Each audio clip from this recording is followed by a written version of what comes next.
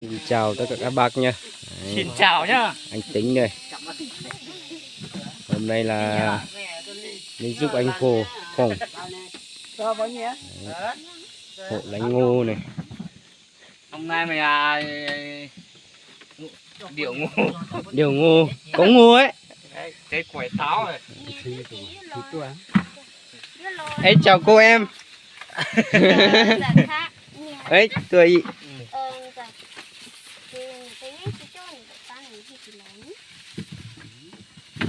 Ra mua rồi này chị hắn ra rồi. Thật cho sao cũng bận nhỉ một lọ. ngô này nhiều ấy, còn nhiều lắm. Rồi túi nhỉ, cam bặt vào. Này xong đấy họ đá sức mà. Cội táo đây rồi.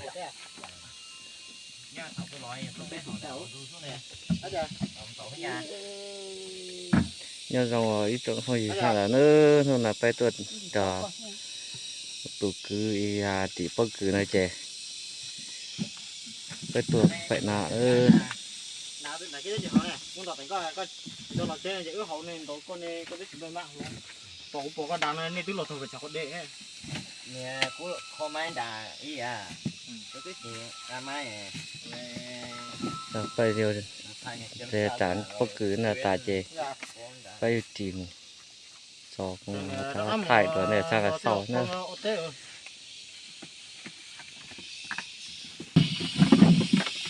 Ơi cái con gì này là chỉ bất cứ này chỉ chán nữa bên sẽ bất cứ bên gì bất cứ là chỉ là xưa Nó còn kia nó sẽ là kia chứ hả? gì cái là chỉ bất cứ hả? Thì này thì còn thao. Nó là tôn chia thôi mà. Hai chuyến là xong 2-3 chuyến hôm nay nhiều đấy gần 20 người à? Các chuyện chia toàn là thay là khó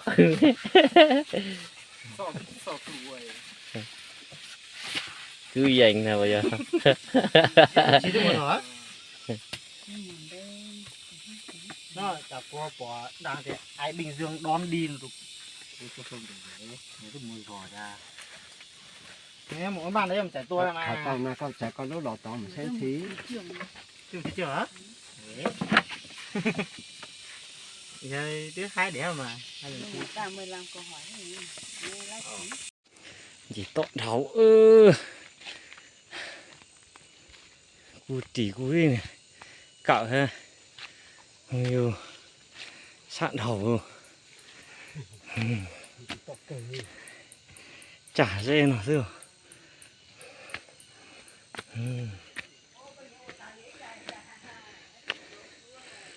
sạn đầu rồi sạn đầu rồi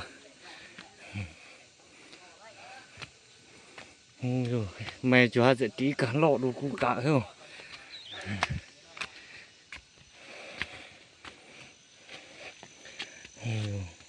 tí buồn không nào rồi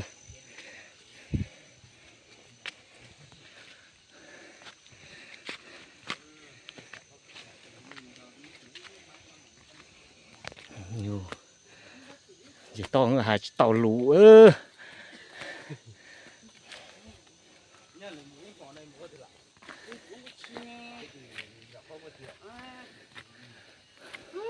Mùi dùng lý thì hai này mà lửa thầu này một hành thầu phải tiện.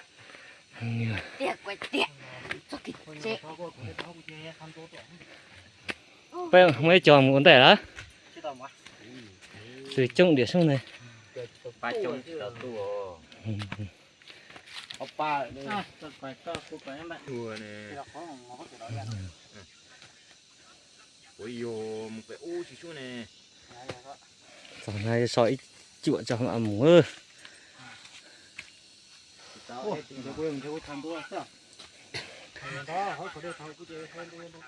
là ngoài chín tuần đã chơi tôi giờ phải ăn tua ha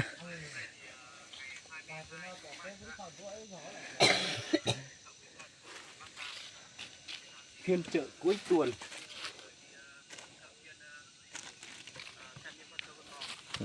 hôm nay mẹ thằng nào chỉ cạo lộ hơn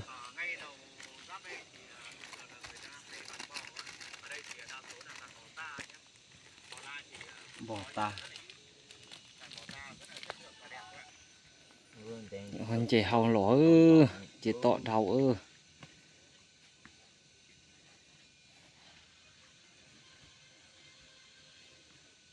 chỉ tọ đâu có cửa có gì ở đâu cái sao đâu tổ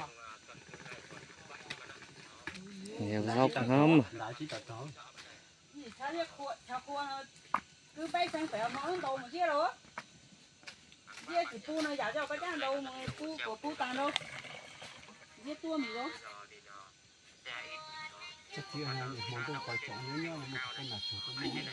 các bạn xem các ông hữu canh của tính nhá tính cảm ơn các bác nhiều chứ từ này so si từ nhẹ to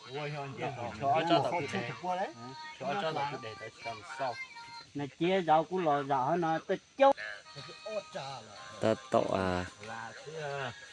tuột giỏ tử hóa đó phải chỉ hay nữa vậy mà phép chỉ cho nó nên chìm tập thế mà bờ sát đầu đi hạ đầu một quả hậu nữa xa là tới rồi bao thì lẽ xa nó ăn chảo đâu mà dạ hậu nữa trẻ hậu nữa giờ muốn tập tành lại khảo tao cho cái là chỉ cái cặp không được không cho không chỉ đã mà thành công có chuyện gì cả giờ cả thứ thằng là chỉ cái lúc mà thế này xe chuẩn bị mũ bao năm tao tia hay người ha thấy mình đã cái我到得路，要嘛到下自己到下子。 mũ sai sai lò sai sai phúc cảnh đó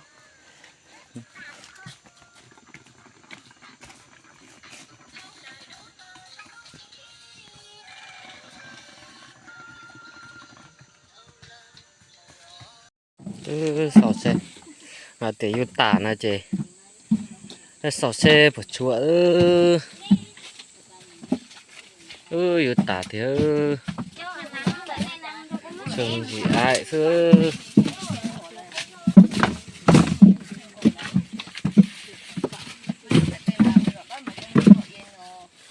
chừng gì cứ chén sẽ phải tỏ phải tỉ chẳng bị nọ xưa đó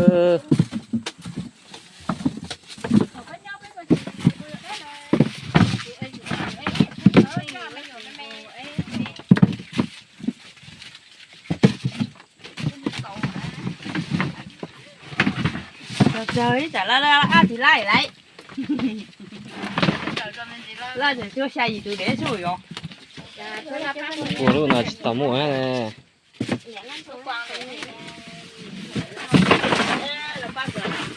thở cũng nữa thế mày nhờ xài hoàng gạo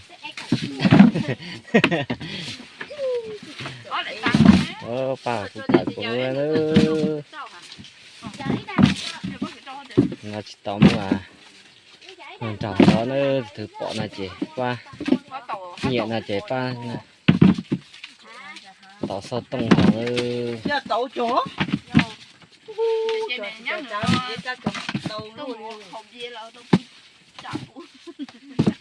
phải có ít phanh cạo đâu thấy phanh cạo đâu chẳng phải là cho ít xía lên gì cho tôi thì bầu lúc có con bầu là ép nó cho bữa tả hay chẳng thao có không có chỉ trong một từ rồi bảo bếp ban này làm tao gì thế ra chú cầu tàu chung cho cả phân cầu đó tàu tí nó hay thì con tên lấy tên bà cái từ nãy con chở nó tanh tỏi rồi nè nó chả ăn thấy cung đấy cái bà này lấy tập phứ nó có cái là tôi phải cái trả cả hơn vậy thôi mua rồi mà không tay tôi phải cá là tôi xôi trà con thế là hay vậy thì cái chim sạch Thế ít trả ra này cho mọi thằng kia tập bự. chả hay có con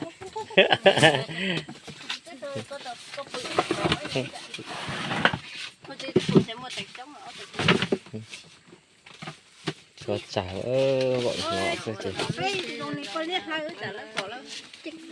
ô lúc này tới cầu tự sổ Tụi em tất cả người ta cạo sữa in ta cỡ là xóa xóa liền thôi. sao rồi. Ôi, xin lỗi. Quá sẽ phải làm một gì to lại cả. Ba huấn tớ là chỉ một. Là to to lắm mà nó hết. Đây không phải một giờ. Là cái to gì. Mưa. cái to giàu y giàu tăng Chỉ giàu nữa mà. cái giàu để chiếm mình có thì giàu cho phải nung thu hồi là chỉ có tăng riêng tao phải chân tao sao Chúa ơi, phải mù ơi. Chúa chả quên chậu to lá ở yên lành sư chế mua ăn ngọc tuổi ấy.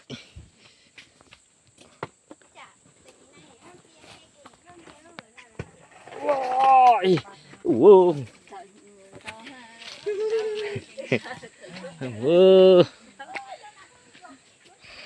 đừng nói chế tạ chế mù ăn chế. Vậy này mà là con Ui trời lối hai dòng sư tàu lửa mưa to này chị xa thì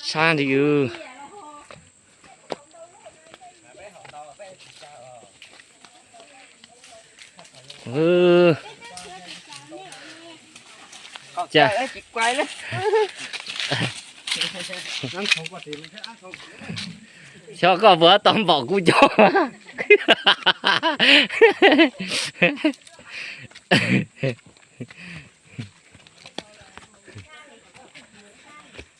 thôi chậu sơ nữa quay mong rồi nó thôi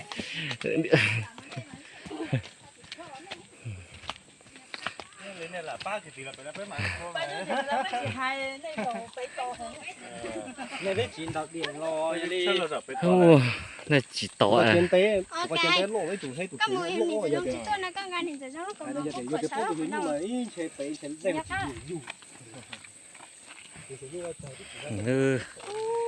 chè sạn hồng ấy chè cô chọn tụ tao chỉ tao này sau nữa sạn hồng nữa chỉ to hồng ấy chè chả tè không mà ra thải đồ nữa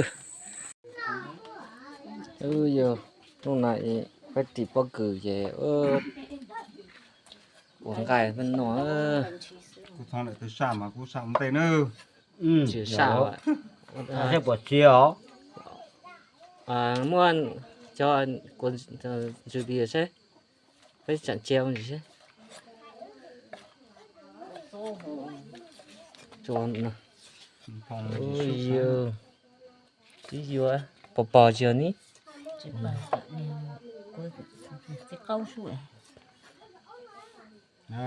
lại mà nè nó kẹp khổ lư nè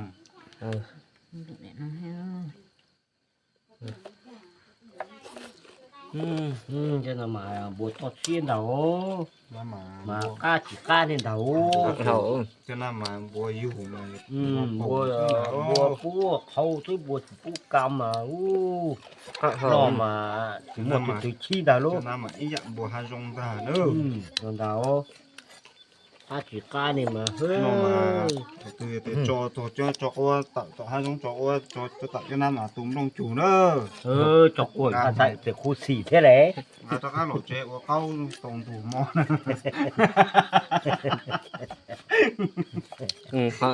đạn hồng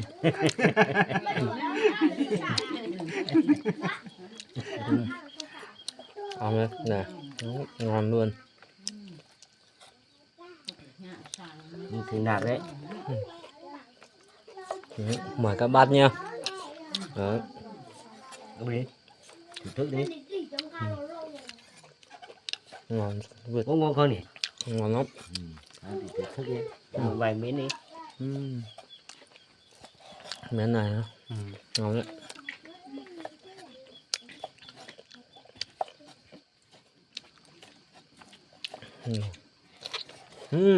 Ngon nhỉ. Ngon lắm.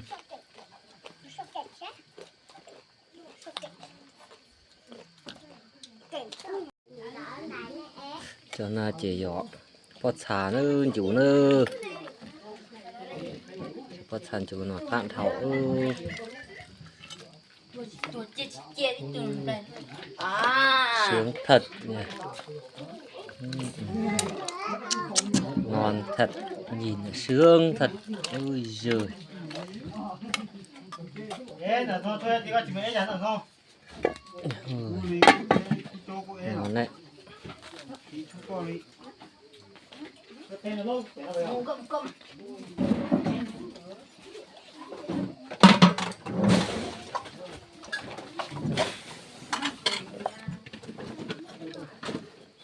Này, làm mấy miếng đi. Đấy, Nào làm xong. đấy. Ôi giời, tuyệt vời chưa? Ngon. Ê, nó tạo nó quay mình chết vậy. Này. Với miếng từ này. nét đi. Đây. Ôi giời, ngon thật. Đó ngon thật.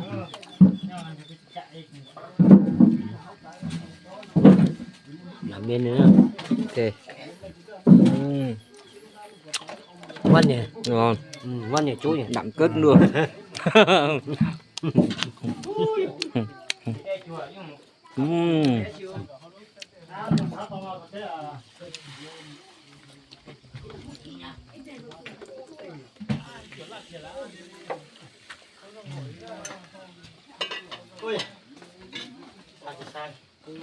Cơm. Ui, cơm đây. Con à, con phá lỏ hay con món luôn tỉ của sọ. Đó, con cha. Ui giời. Thế trong bư chứ. Mến này. Mến đấy, mỏng cao đấy, màu trắng. Màu trắng. Xả rồi.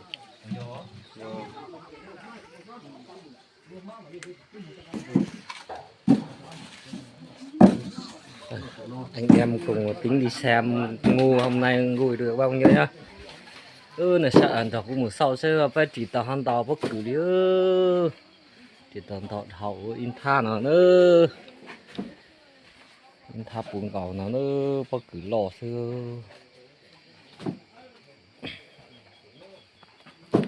bất cứ mà họ thảo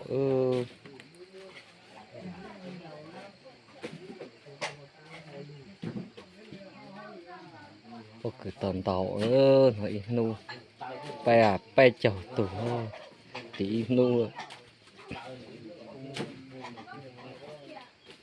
nhiều vậy 30 người ngồi một ngày được vàng này được nhiều chưa đấy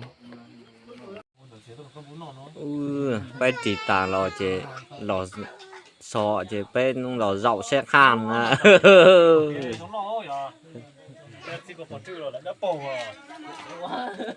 Chẹt quá rồi chứ này chưa liều.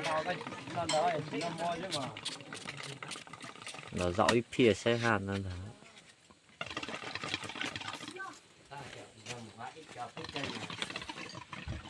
ta tọt trồng mò tôi không tọt xe chỉ trồng mò chỉ trồng nào xưa nào đâu trời chủ thông phẳng nó xưa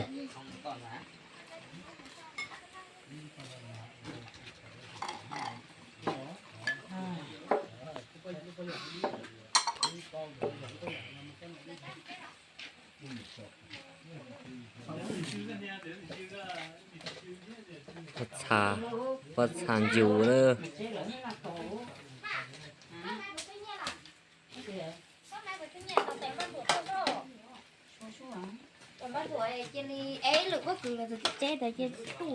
Mất lâu từ gì là Có cái nhà thì chết rồi.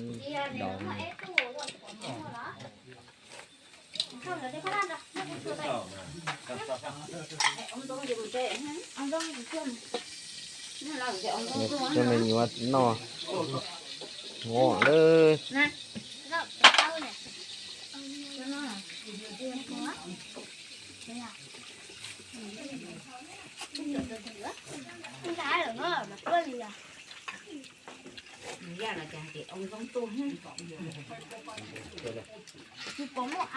qua to phải hai sành nhau mà là tiêu khó ấy thì để sáng nhỏ coi đây này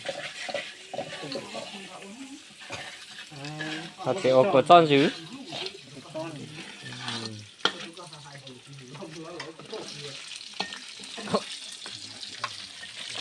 sướng chưa các bác có ớt này ớt nhiều ấy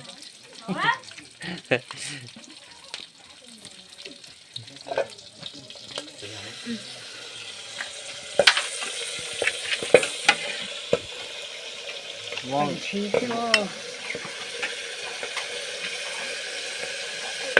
ngon cầu chưa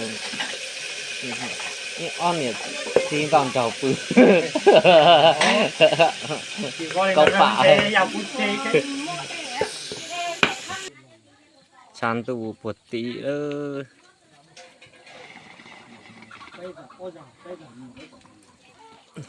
của chọn chỉ cho tay chán thì xong ơ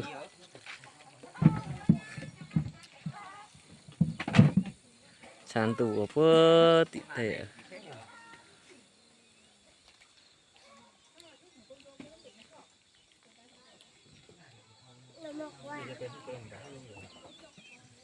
động thảo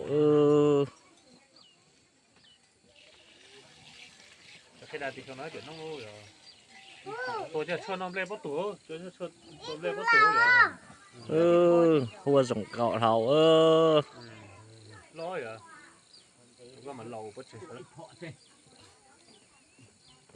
cho mẹ cái thứ cho nó rồi đá nó chỉ lư thấy tôi chỉ phải đó chứ con sư sắp con lỡ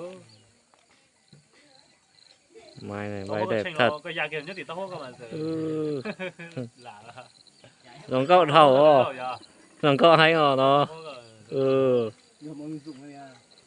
cái trộn ghế chả mà có dưng cho có tắt cái trộn ghế chả chênh mà có chỗ nó chỉ thành gì nữa giờ tên chứ không mà thì phải trả tiền giờ lúc này chênh nữa từ ớt đó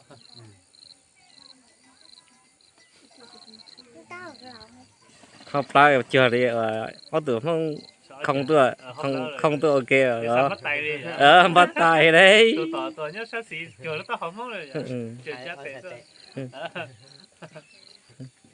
tôi lo sao sát xí đi chứ nhìn đẹp đấy nhỉ sao cái hấp lá gì tụi nó làm gì hấp đẹp đấy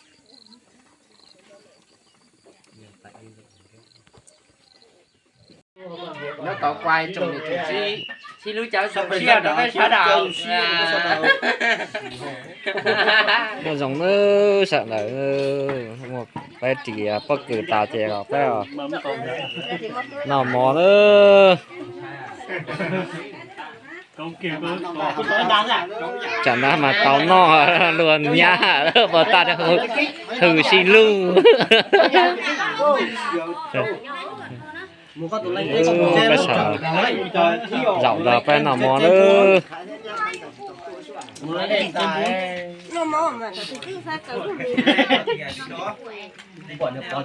nó xem gì vậy? rồi nhà gì khách sang mà mày à?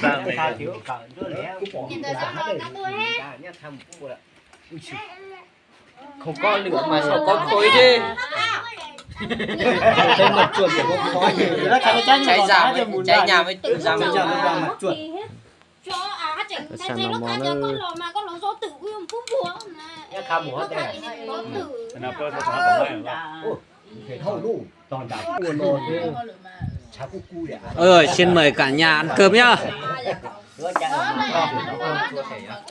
xin mời cả nhà ăn cơm đi đây cơm đi món này sao đó thịt ngon món này ui giời ngon này là mày vô chừng ra luôn tao nè mà nó chuột đấy đi mua cho mà nghe cho nó chú cha chịu cũng mà đi không mà có cú số là nọ ta hát một số lúc con thì sinh thì tao có chỉ mua là y thì nhưng thì không thôi em mời nhá mời các bạn nhá là xin mời nhà nhá dùng nhá hơi mất lịch sự nha đúng rồi Vậy cái con chân này cắt sâu con mẹ ngon lắm à bạn hậu Đó, con lúc đó. đó còn luôn để cho con đá. Cô để ít chả là rồi nó mà cái thường cái cô này lót nó.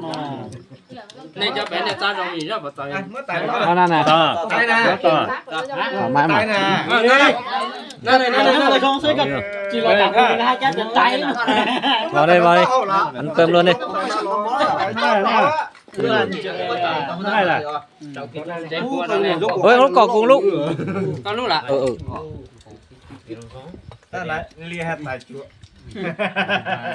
là ta bé luôn con nó thế là sự tao Thành phố Tùng rồi một kiềng cái con là đây đi cái cửa này hơi sáng quá chán cho người ấy chỉ nhóc lam sau cho là Sao nó gọi điện là con anh nó thấy? Tao sao? cái sao cô vậy? Hả? nó mà tại cứ nữ nữa ngon đó Cho nó thọ cô to cô cho nên là cái chú không mò lại nó chỉ cả Có là con anh có sẽ là giống con anh. mà thọ cũng ăn nhỉ rồi đấy ui rồi miếng này ngon Ba này, ba tuổi. nước trơn nữa trơn tật thánh sao một tỏi trong đảo đảo để và cho con to này nó sao mình chỉ chùa thôi chứ chỉ theo cũng khách này là khách này to là chỉ mà cái quảng nó đánh đó rồi có khách đó đánh đó là chỉ no ngon rồi lúc sau cũng có mùa tại cũng cho gì ta cũng lòi cái nó mò tao là xí à Con là chỉ có nó nung đầy kiểu thế là con nung tập ba kiểu thế. Hạt sao có tập ba là nó này. Nhé nó cho để phong lại à này giờ. ăn nó tổ tiêu hoang luôn mà Ta tiền mấy tiền. đầu tiết đủ của tôi nó đàn jem gì thế cũng có chắc tao mà Tao có chó tao có để trả đánh chơi chẳng cái này quên. nè tao bảo cháu ta cái cũng lò nằm mà cháu là không được có con chỉ về trong chết đâu con này nhỏ kia con chết tao Cái đó là cái yêu. nè nè có con gì ở trong chết đó con này nhỏ vậy như thật cháu nè rợi yên không cho này cái gì cho rợi yên ôi rồi Lo cho mày tao gì thôi hạn hầu luôn được phòng gì phải bên nọ kia Là nó cứ sẽ ơi cho con to. Sao là to thì chỉ phải bên nọ kia đấy Đó là nó phải xong rồi hai cha trường à. Đấy rồi à. hạn hầu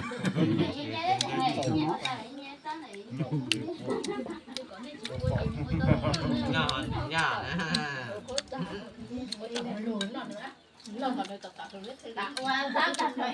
Con nó yêu nó còn. Cái hết.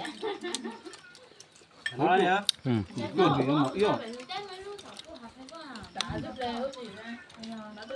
Nhưng mua đấy cho uầy đi chữ nó lên chơi. hạn hầu nó cho tàu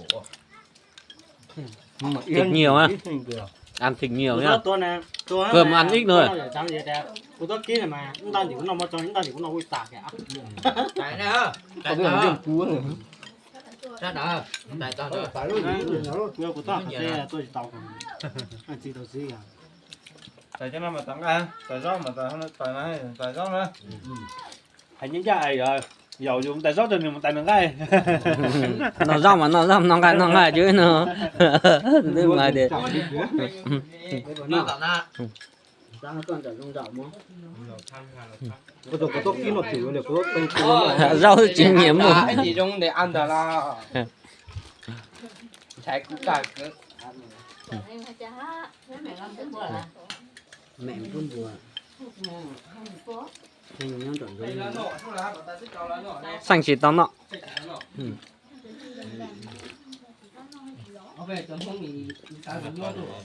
mà nó tới giờ nó cũng tập pen ngàn chi chứ chỉ cho khác đi cho trò giá nữa cho giá hắn nó chỉ chân chúa rồi nó phải rồi ha cái lừa mồ luôn á rồi nó chỉnh chi chứ nó chỉ cái này chỉ khai vô cho bà chị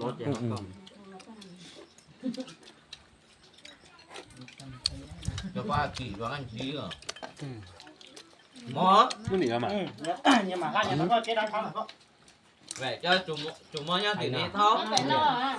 À, nên sao phải nên nó mong để hả? Em biết chẳng có số một ra. Ôi nó mà chỉ hay nhớ như của bay của lúc của chi nhớ. Cho bảo của tôi thì nó sẽ mong để chúng ta tay của nó xô của mong xuống rồi.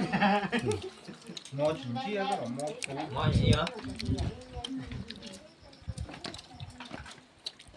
Xin dừng video tại đây, xin chúc các bác mạnh khỏe và xin video tiếp theo Có của chạy cái đến mốc của tôi, hắn nó qua nó chỉ để nó xuống nào. phải là các bác video tiếp theo.